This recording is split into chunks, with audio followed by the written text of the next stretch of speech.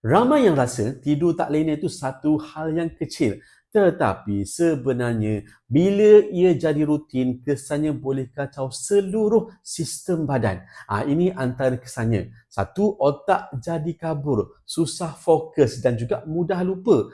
Kedua, kita punya mood tu tak stabil, cepat marah, emosi turun naik. Yang ketiga, hormon stres naik, degupan jantung ni jadi laju dan tekanan darah juga akan naik. Yang keempat, sistem imun lemah, jadi kita mudah jatuh sakit. Yang kelima, berat badan naik. Sebab apa? Sebab hormon lapar tak seimbang. Okay? Semua ini bukan sembang-sembang kosong, bukan mitos, tapi kajian dari National Institute of Health dan juga Journal of Sleep Research dah buktikan segala-galanya kesan tidur tak lena kepada kesihatan kita.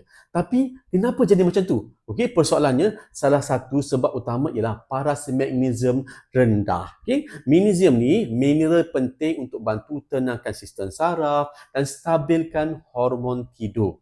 Dalam Journal of Research in Medical Science, magnesium ni terbukti bantu untuk aktifkan reseptor GABA dalam otak yang berfungsi untuk tenangkan fikiran dan juga untuk bantu kita masuk fasa tidur lebih lena. Okay?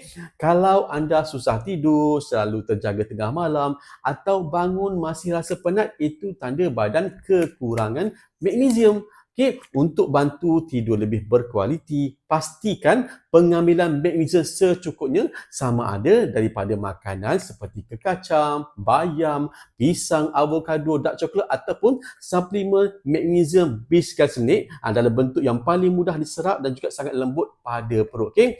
Tidur lena ni bukanlah kemewahan, tetapi ialah asas kesihatan otak, hormon dan juga jantung kita. Jaga tidur, jaga magnesium, baru badan boleh benar-benar berehat. Okay? Ambil tahu, jangan keliru.